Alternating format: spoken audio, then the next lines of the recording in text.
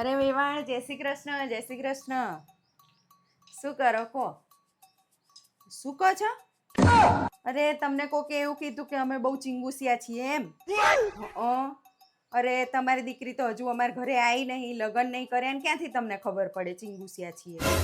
અમે જરાય ચીંગુસિયા નહીં. અત્યારે તો તમને કહું, આ બધા છે ને આપણે સારું થયે રાજી ના હોય. તમારી દીકરી અમારા ઘરે દીધી ને એટલે ઘણાય લોકોને છે ને આમ બળતું હોય, એટલે છે ને તમને ખાલી ખાલી ચડાવતા હોય કે આ ચીંગુસિયા ચીંગુસિયા. અમારા ઘરે તો છે ને આમ જરાય ચિંતા નહીં. આમ હા, પાણીની જેમ વસ્તુ વાપરવી, અમારે કોઈ જ કરકસર નહીં કરવાની. હા, અમારે તો આમ વસ્તુ એક પડી હોય ને ત્યાં બીજી આવી જાય.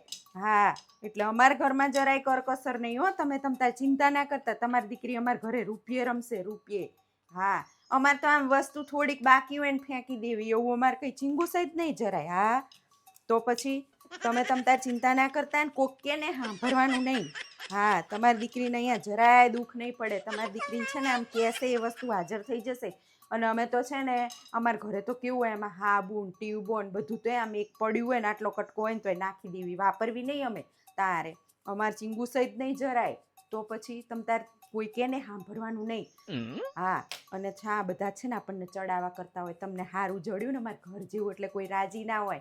એટલે સારું સારું તમે ચિંતા ના કરતા. તમારી દીકરીને તો અહીંયા છે ને કંઈ ચિંતા નહીં. આમ છે રૂપિયે રમે એવું છે અમારા ઘરે. તારો સારું સારું, હાલો જય શ્રી કૃષ્ણ. મૂકી